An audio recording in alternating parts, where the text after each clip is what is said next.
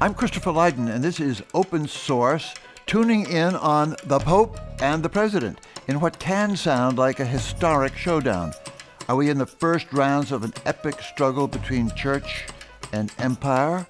Are we perhaps looking more nearly at two schoolboys sizing each other up? Will we get a moral test here, finally, around modern warfare without end? Paul Elie, welcome back to Open Source. You write wonderfully in The New Yorker about this very odd confrontation. The first American pope is also a wartime pope, as you write.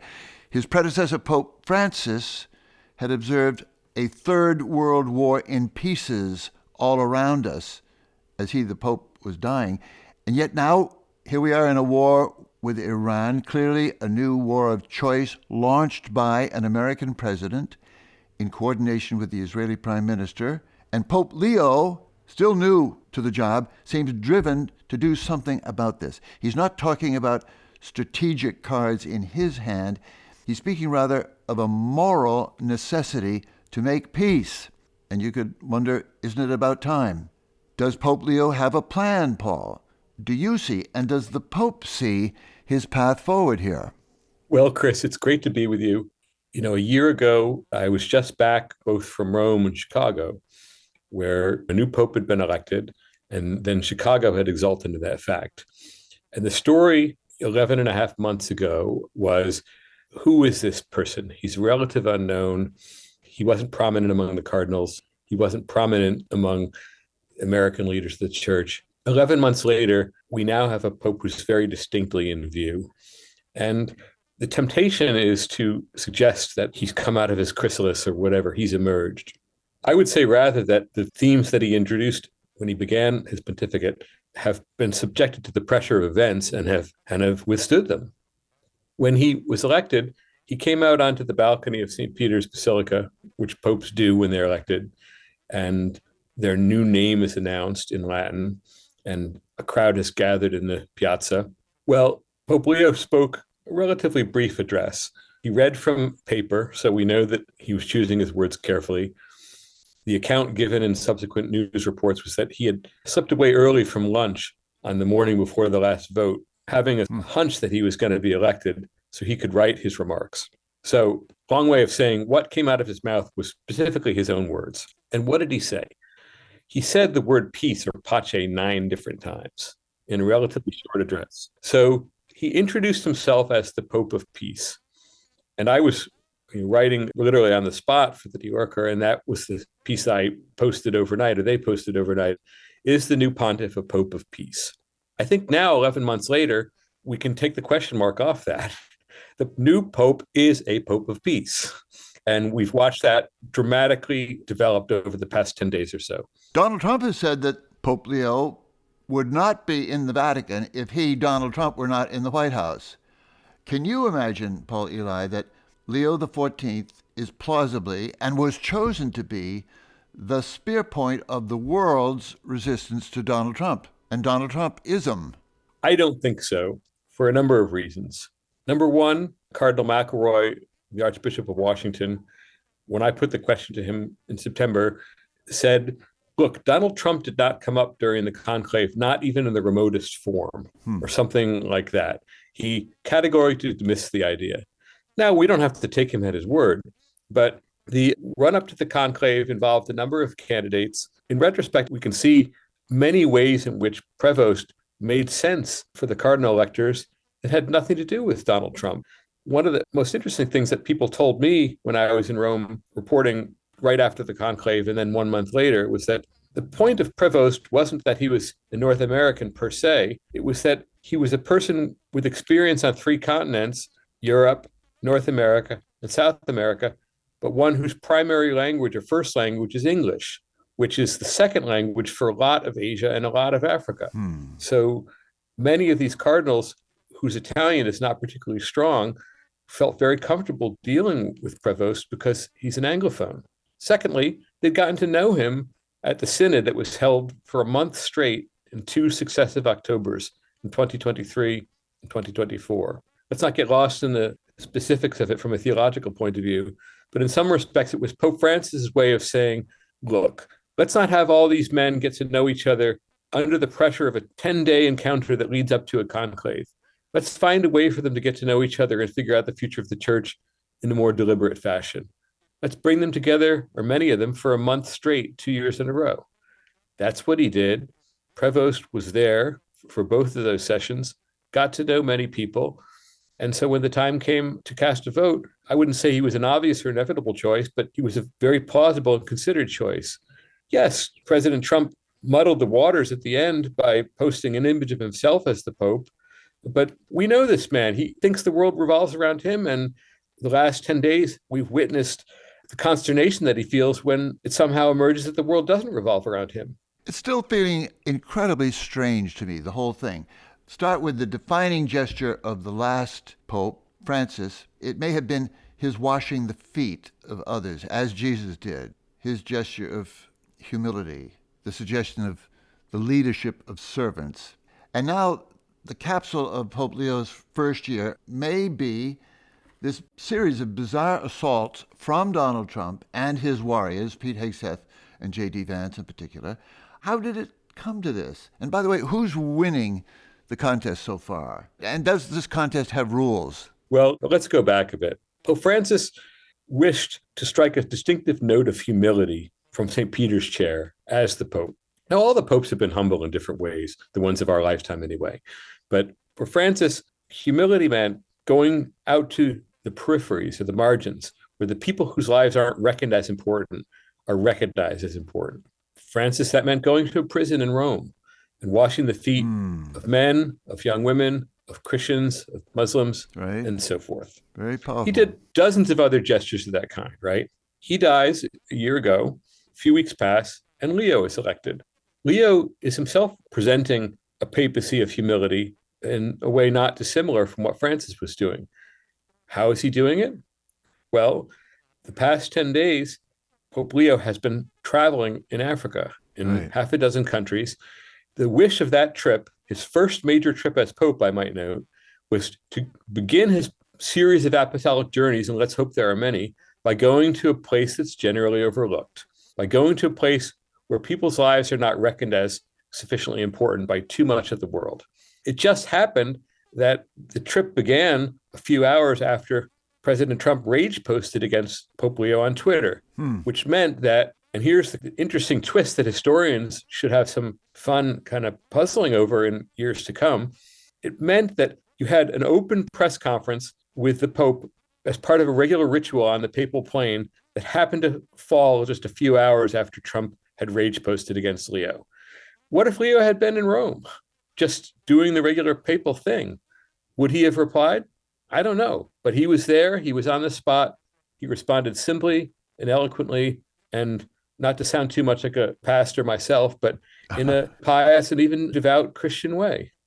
The casting and the scripting of this conflict is just irresistible. Trump, scattershot always, truculent always. The Pope, he said, is weak on crime. Trump says he's terrible on foreign policy, meaning, as Trump himself admitted, what he's saying is, I don't want a Pope who criticizes the President of the United States. The Pope, by contrast, is a man of short phrases. I love your emphasizing his emphasis on the word peace. He also says, I have no fear, in different contexts. No fear of Trump or of anything else.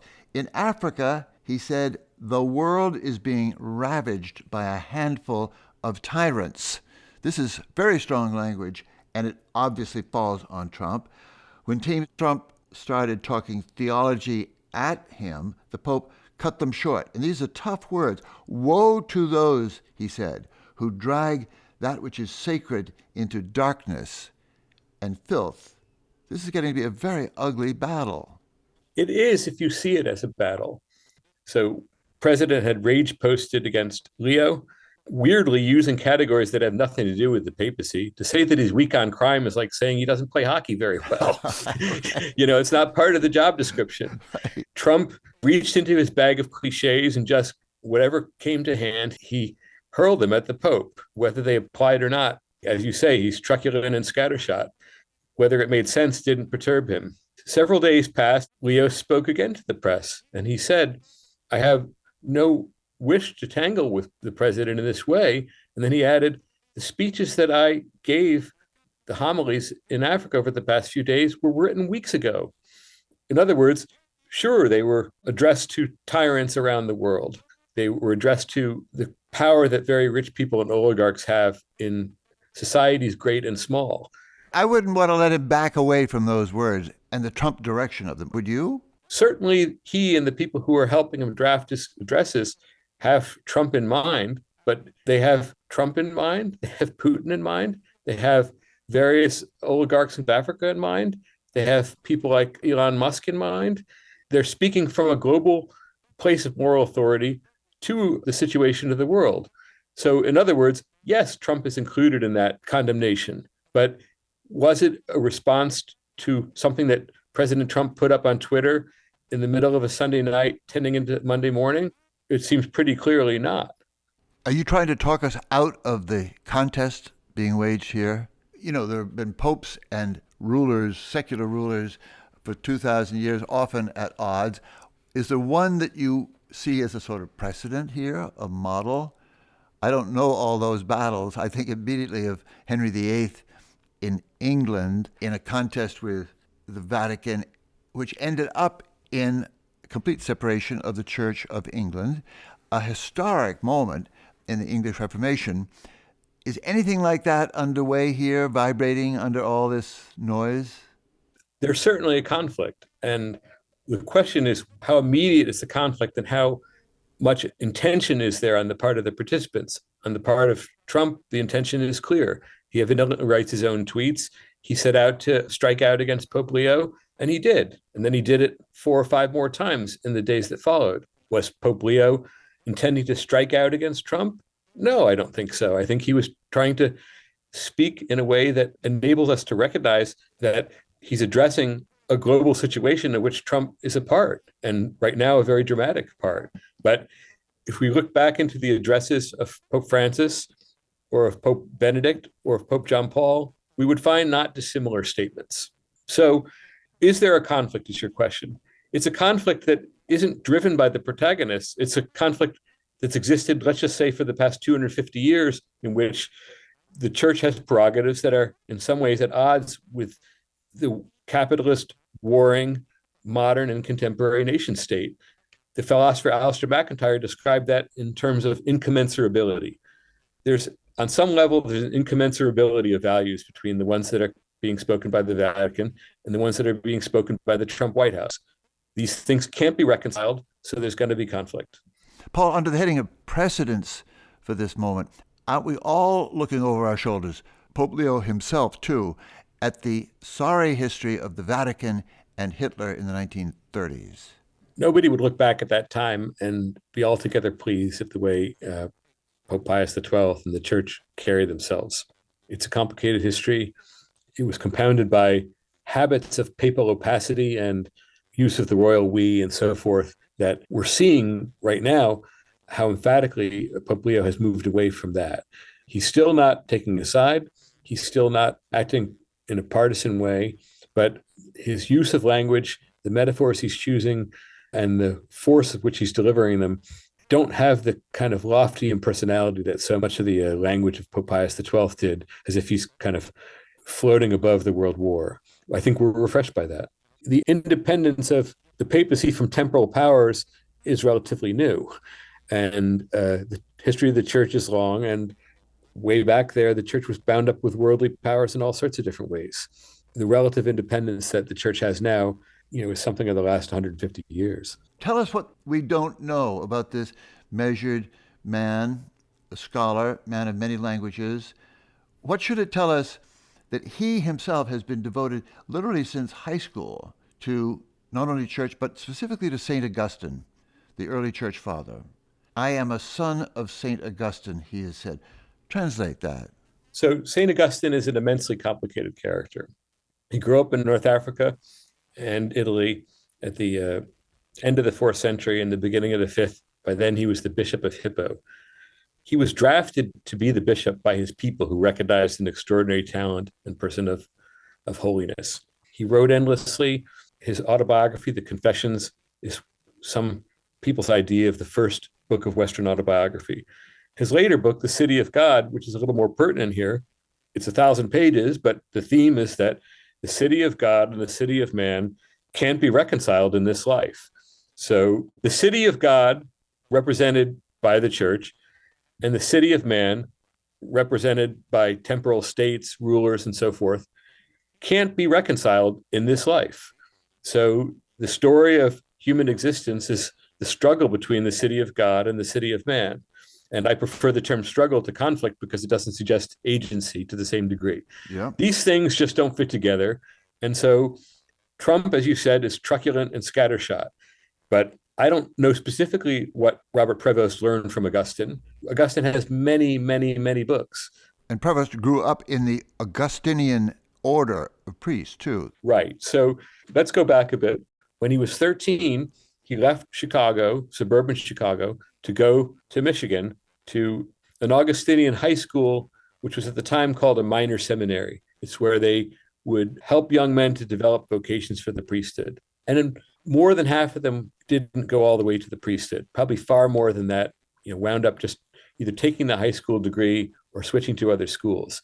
But Prevost, right from the beginning, kind of clicked with the Augustinian way of life. He's been recognized as a prospective leader of the Augustinian order and a leader in the church since he was a teenager, basically. Right. He's been thinking about these things for decades, and he's been applying them in different situations. So when he went to Peru, he's been there several times, but during the second and third of his stints in Peru, but especially the second one, he was living in Trujillo in northern Peru. And Fujimori, the elected leader of Peru, then abolished many of the aspects of democracy that had gotten him elected and turned into an autocrat. Right. He eventually was removed from office. The people of Peru wished to bring him back from Japan, where he'd fled, and put him on trial for war crimes. And Prevost, standing before a microphone of a Peruvian television commentator, said, look, not only should he come back here, but he owes the people of Peru an apology for all the terrible things that he did to them. So, long way to make a short point, which is that Robert Prevost is not new to this. He lived during wartime in Peru, and he's looked down the barrel of a gun, so to speak. And so to respond to somebody's post on Twitter isn't likely to scare him. I'm glad you brought up Peru. He has said that the Peru years, roughly the 90s, called the lost decade in Peru, shaped him more than anything else. Fujimori and the Shining Path insurgency, CIA hand in all of it. What does he mean by that shaping from Peru? There are so many ways in which it shaped him, but I'll try to focus on the ones that are pertinent to this conversation. The first is what I just said.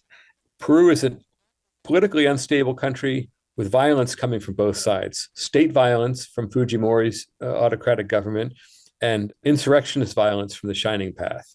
It's very difficult to thread that needle if you're a Catholic cleric down there, and especially if you're a North American. You can't take sides with the Shining Path, but you can't take sides with the government, but you've got to find a way for your people, the Catholic people of Peru, and your men, the men of the Augustinian order, to be able to go forth and live their lives. So it takes a lot of savoir-faire and worldly tact. So in that sense, the man who we watched engage with the Pope and keep his head was prepared for that by his time in Peru. Then secondly, he's a missionary. Right. Missionaries have to speak in clear, direct language. Pope Francis was a Jesuit. He could sometimes be clear, but he sometimes could be more complicated than the most complex college professor. Likewise for Benedict. But Leo was a missionary in Peru. You have to speak clear, simple, and direct so people know what you mean. And we've seen him doing that in the past 10 days. That's a hard training politically in the church and the world, those years in Peru. But what can have prepared him for the spectacular vulgarity in this war of words he's in now? With Secretary Pete Hegseth's analogy, for example, between the U.S. airmen who shot down in Iran, comparing that with the resurrection of Jesus Christ. Hegseth said, shot down on a Friday, Good Friday, hidden in a cave, a crevice all of Saturday, and rescued on Sunday, flown out of Iran as the sun was rising on Easter Sunday. That's Hegseth to reporters. He said, a pilot reborn, all home and accounted for, a nation rejoicing. God is good. And I hear him saying, take that, Leo. It sounded like blasphemy to me, and I can't imagine the Pope wasn't deeply upset. As you say, Hegseth chose to use religious imagery to characterize the war and to imply that this is a kind of holy war that God approves of. Now, if I've got the chronology right, Pope Leo the next day said that God does not hear the prayers of people who resort to war, and the invocation of violence falls on deaf ears. So we can't know for certain, but it seems no stretch to imagine that as a response to what Hegseth had said. But more to the point, as an Augustinian, Prevost knows that this is the way of the world of what Augustinian called fallen man. And the male pronoun, it sounds out of date now, but in the fallen, broken world, feckless, weak, unprincipled, powerful leaders are a dime a dozen. And that is the way of the world. You're accustomed to it. And when a Pete Hegseth comes along, you're not particularly surprised. Secondly, Pope Leo is an English speaker. It's not just that he's an American. He can read the crazy stuff that these guys are saying. It's not in translation. He knows the American idiom. He spent some time in the south side of Chicago. He knows the way of street talk and the way of bullies and the way of braggarts in the American idiom. And I imagine this is all quite familiar to him. I don't want you to disappoint people who find this whole thing very exciting and very weird, very rare. But people taking sides, I notice it. Well, Spike Lee at a Knicks game wearing a Pope Leo shirt, for example. In the church I go to, there's a lot of interest in Pope Leo. And I must say a rising interest in Catholicism across the board, faith and practice. How does the kind of mean conflict between Trump and Leo not play into the larger story of the church? Well, let's see. And I'm glad you mentioned those incidents. I saw the photo of Spike Lee at the Knicks game last night wearing Pope Leo shirt. There's several layers in which we could discuss this. But the first is that the world isn't full of leaders who have clarity and the ability to express it right now. A few weeks ago or a couple of months ago, President Trump tried to bully the leaders of Europe on Greenland. And they weren't particularly articulate about it, but they stuck up to him. True. They didn't back down. And now it seems that the things that Leo is saying aren't specifically limited to a Catholic audience or a Catholic idiom. There's a kind of worldly common sense that says war causes more problems than it solves. The weakest are the ones who are harmed first. Don't rush into these things. Global disorder that's caused by war is catastrophic on levels that the leaders who do these things don't understand. In other words, that's deeply rooted in the Gospels, but the Catholic way of speaking to public affairs isn't never meant to apply only to Catholics. And the Pope, he gives an address every New Year's Day, the address Urbi et Orbi, and also on Easter Sunday, to the city and the world. The Pope speaks not just to the city of Rome, so to speak, the Catholic Church, but to the world. And right now, Spike Lee, I imagine, hears Pope Leo speaking a kind of common sense. And so do several million other people, and not just in this country. And at a time when the White House is a source of literally nonsensical statements multiple times a day, of course we're refreshed and emboldened and relieved to hear some common sense and to see it on the front page of the newspapers and hear it in our media. Yeah, I think that's great part of the fascination. As you say, the world leaders have not rallied on the general question of Donald Trump. They have not rallied on the general question of illegal wars. And I think people sense in this man somebody who would tell you your coat was on fire, as they say in Boston. So in Italy, Giorgia Meloni, who's the prime minister of Italy, after Trump and Netanyahu began their attacks on Iraq and southern Lebanon, Meloni, who was known to be the major European leader who had the best, most friendly relationship with Trump, said to the parliamentarians and other leaders of Italy, this is a war that we neither condemn nor join. And she was ridiculed in the Italian press, and one wag compared her to Pontius Pilate, a person who split the difference, who couldn't say yes or no. And so we hear Pope Leo saying no. And that is a clarity that comes as a relief after all the nonsense that we've been subjected to for so long. We'll pass over the Donald Trump self-portrait of himself, the AI image of Trump in flowing robes as the healing Jesus, or then he decided he was merely a doctor. But It raised the question with me, can we suppose that Pope Leo has a sense of humor about some of this stuff? Absolutely. Because he speaks English and reads English, he read President Trump's post and he tracked it pretty exactly. So Trump had said, I don't want a pope who criticizes the president of the United States Right. because I'm doing exactly what I was elected in a landslide to do. So then Pope Leo said, I have no fear, neither of the Trump administration nor of speaking out loudly about the message of the gospel. And then he added, in what seems to me to be a deliberate syntactical echo of the president's post, and that's what I believe I am called to do, what the church is called to do. So President Trump says, I'm doing what I was elected to do. Well, Leo replies saying, this is what I believe I am called to do and what the church is called to do. And then he said a little bit later about Truth Social, president's social media platform, it's ironic. The name of the site itself, Say No More. Right. Who could have guessed 2,000 years of popes and now there's an American pope and he's cracking wise? This is real, South side of Chicago idiom, right? Right. Say no more. By way of introduction of you, Paul, you cover so much ground, and we've done podcasts about your serious books, the regeneration of Johann Sebastian Bach's incredible music, the undercurrent of personal religion in another book, in the American pop culture of the 90s. And that was a prelude, perhaps. But let me just say, I know you for years now, Paul, as a searching, modern, Orthodox Catholic, associated as long as I've known you with the Berkeley Center for Religion, Peace, and World Affairs at Georgetown University in Washington. I want to hear your own personal hopes for this Pope and for your faith, for your church. What's it going to mean to you? It's a great question, and I haven't been asked before, so I'm really glad that you asked. First of all, less than 10 years ago, the credibility of the men who lead the Catholic Church was at an all-time low because of the clerical sexual abuse crisis and the covering up of it by the bishops. It was a particularly low moment. It seemed that such authority might never be regained. Pope Francis did a lot to regain it. Some of the new people in the church leadership, the College of Cardinals, did a lot to regain it. I think a lot of us ordinary Catholics did a lot to regain it by sticking with the church, but also calling evil activity for what it was, trying to be clear in both directions. So right now we have a pope, and we can't know for sure, but who seems like a particularly authentic and decent person. That itself is worth giving thanks for.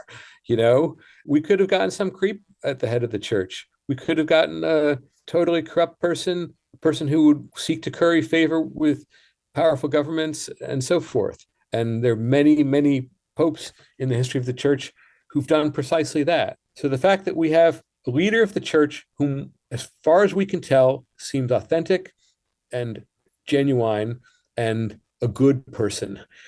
That sounds real simple, but I don't take it for granted for a moment. I'm relieved and grateful, and I'm proud in a way that at this moment in my own life, I'm 60 years old, that there's a person who's, roughly a contemporary of mine who is at the head of the church and whose values and approach to things, some seriousness, some humor, intelligent, but also able to speak plainly and directly, I hope overlap to some degree with my own. I would say very much the same for the church where I go to Mass. Intense interest in this thing, but I think a lot of it is in the peace point. Who else in the world is speaking to the outrageous bombing, illegal war, viciousness? Think of Gaza, think of Ukraine. And I think there's a profound hunger for some word from this Pope, and I think he knows it too. But I'm also wondering, we hear a lot about Christian nationalism in the American mind these days, uncertainty about conservative Catholic opposition. What fit do you observe personally, Paul, between this Pope and a divided Catholic Church in America? My observation is that that conservative wing, so-called, has been turned inside out and upside down. I'm thinking of yesterday's conservative Catholic Andrew Sullivan repenting profoundly now his enthusiasm for the Iraq War when it was happening under George W. Bush. On his Substack this week, I read Andrew Sullivan in ever-eloquent Catholic prose celebrating Leo XIV and his inspired opposition to Donald Trump and the war in Iran specifically. It's amazing. Andrew Sullivan now hears in Pope Leo's voice for peace, he hears God speaking. Literally, the Holy Spirit. He says this, that Leo's is also an authentically American voice really does, for a Catholic, make one think of the Holy Spirit at work in this dark period. It's very strong language. The calm Catholic American voice exposes just how alien this president is to the historic Christian values of this country, how destructive he has been to the American experiment as a whole, and unlike the founders, how utterly disrespectful he has been to the opinions of mankind. Has America ever been this loathed in every country, among friends and foes alike? For good reason, he suggests. I mean, where is the conservative Catholicism that Andrew Sullivan spoke of 20 years ago, 25 years ago? Well, first of all, I'm so glad you quote Andrew Sullivan. I think he's a friend, and I admire him as much as anyone in the public sphere, period, full stop. He's brilliant, he's sane, he's measured, he can speak with anger, but can also speak temperately, and he takes the long view. And as you pointed out, he's not loath to admit when he got something wrong. And he has said mea maxima culpa on his support for the first Iraq war, and here he is saying it one more time. Andrew is a conservative in the deepest sense of the word, and his Catholicism fits in with that. We could have a dozen programs about how the hard right in American politics and the deeply conservative neo-traditionalist folks in American Catholicism had made common cause. I'm not sure I fully understand it.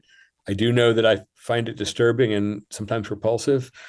I do also know that the church is itself a pretty conservative institution, so there's plenty of historical basis for their views. All that said, one of the things that, let's just say that Andrew Sullivan and Pope Leo have in common is that they're people who seem to have a keen sense of politics, but who don't try to subsume everything else to politics. And what we've seen over the past, let's say, much of this century in our civic culture, but especially since Trump came down the escalator, is everything else in life has been fit into politics, as if politics and the contest of politics and the winning and losing is life itself. And it is not. And Andrew's here to remind us that politics is just part of a larger conservative culture, which, if I want to sound old-fashioned, would be called Western civilization, Right. which had politics as one dimension and religion as a dimension and the arts as a dimension and craft and care and family life and love for one's land and so forth as a dimension. And we have in the White House someone who has no understanding of any of those things. Power and money are it. I used the term earlier from Alistair McIntyre, incommensurability. What's going on now, and I'm finally getting around to answering your question, Chris, is that Pope Leo is making President Trump look small. And President Trump is small. And people are recognizing that, and it's bringing them back to their deeper sense of what a human being singular and what we as a civilization are capable of. Yeah, I hear Andrew Sullivan's obviously saying that, but I know a lot of people thinking that. Say it again, Pope Leo. Say it louder. You're right. We've been waiting for a voice like that. Here's Sullivan again. He says, we must begin to recognize a new MAGA America in the world, deeply hostile to Christian values and Western civilization, theocratic, bullying, racist, violent, greedy, and imperialist. The Pope is reminding us that it remains our urgent and vital moral duty to expose, resist, and end this alien philosophy and fake religion. Again, it's beautifully said. So Edmund Burke, who's the founding father of European conservatism, he said something like this: humanity doesn't need to be taught or told, merely to be reminded. So from what's going on now is that Pope Leo is reminding us what the gospel sounds like. He's reminding us of what a sensible Catholicism that's rooted in the gospel and in the history of the church and in the realities of post-war, modern global politics would look and sound like. And people are recognizing that because they're being reminded. And that's a very conservative impulse, to just be reminded of what our civilization has developed and is capable of. Is there a hard right Catholicism in 2020's America, or the world for that matter, that the Pope is going to have to deal with? What does it want? It's a huge question. I think the Pope is the leader of the entire church. So from the beginning of his pontificate, he's been trying to deal with various dispositions within the church. And he had to do that in South America too. He specifically was appointed to the post of Bishop of Chiclayo in northern Peru in order to kind of break a long run of control of the church by bishops who were members of Opus Dei, the deeply reactionary Christian movement, Catholic movement. So he's done it before, and in all sorts of ways, he's been trying to address the concerns of traditionalist Catholics since he became Pope. The main issue being what? It's hard to say. Many people would say the use of a liturgy that has Latin aspects. Others would say that it had to do with papal costume and other things of liturgy. Others would say just a wish to make them feel included. It's very complicated. So what's next? The obvious question is what's next for J.D. Vance? And how J.D. Vance comports himself and relates to Pope Leo in the next few years is going to be pretty consequential. I can't predict how it will happen. And I don't mean to say that I think that Vance's approach to Catholicism should be anybody's guide, but I think we have to watch Vance because he's in the fray, he's an intelligent person, and he's very prone to change himself. We've watched that all through his career. And so how he relates to Leo is going to be a big story going forward. Also, J.D. Vance has a book coming out in June titled Communion, Finding My Way Back to Faith. He is law school bright. I wonder if he is church bright, theologically bright. He's no match for the Pope. Let me raise another issue that seems to be out there waiting for attention, and that is migration and immigration. It's been an ugly subject under Donald Trump and his ICE, but do we have a new champion of a more constructive approach, a way to think about immigration in this world? In Pope Leo, you mean? Yeah. Pope Leo's position is really consistent with that of the previous popes and with the archbishops and cardinals who have taken a more definite position in the United States than he has. Cardinal Cupich in Chicago, Cardinal Tobin in Newark, Cardinal McElroy in Washington, bishops in Texas and elsewhere. But the first thing to be said, and maybe the last thing to be said, is that a person who's in the act of migration is a person, first of all. A life as valuable as yours or mine, or President Trump's, or Vice President Vance's. And if you really take that seriously, a lot of policy options flow from that. The second thing to be said, and this is where the incoherence, apart from the just sheer brutality of the Trump and Netanyahu war in Iran, comes into play. War is the mother of mass migration. Yeah. The instability caused by war is what forces them from their homes. We had 1 million people leaving their homes in Lebanon because of the strikes carried out by the Israel Defense Forces in southern Lebanon just over a few weeks. 1 million people. War forces people to migrate, so it doesn't make any sense if you wish to limit migration to start wars hither and yon. It just doesn't add up. Paul, I find it an immensely exciting time despite the uncertainty about what's coming, but we're finally talking. We have a figure in the world's conversation that stands for reason, stands also for moral outcomes and moral behavior.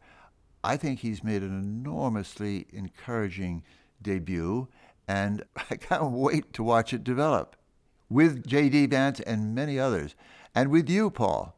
It really is exciting. You know, the attraction for many people to Catholicism is its age and the fact that you can find a precedent for everything. And it's important to know the past, Santayana wise. It's important to keep in mind, as Faulkner said, that the past isn't even past in some respects. Right. But it's also important for us to recognize when we're in an authentically new situation. And I think with a North American Pope, a truculent and scattershot president, and a major war that the U.S. and Israel are committing in Iran and Lebanon, following on what Pope Francis called the Third World War in pieces, we are in a pretty unprecedented situation. It's terrifying, and it's also exciting to watch. Yeah. Paul Elie, thank you so much for your work of all kinds, and thank you for joining us in a first approach to a very, very promising new voice of Robert Prevost, known now as Pope Leo XIV. Paul Elie, thank you. Thank you, Chris, and I hope we can carry on the conversation. Paul Elie is a prolific nonfiction writer at the intersections of classical music, religion, and pop culture. He's a regular contributor to the New Yorker magazine, focusing on the Catholic Church. Here at Open Source, we count on listener support. If you haven't done your part yet, please go to radioopensource.org/donate and pitch in to keep the world's first and longest-running podcast going strong. And leave a comment. We're proud to be a founding member of Hub and Spoke, a Boston-based collective of independent voices in podcasting. Check the range of our interests, technology to politics to history and art, at hubspokeaudio.org. You'll be glad you did. Thank you.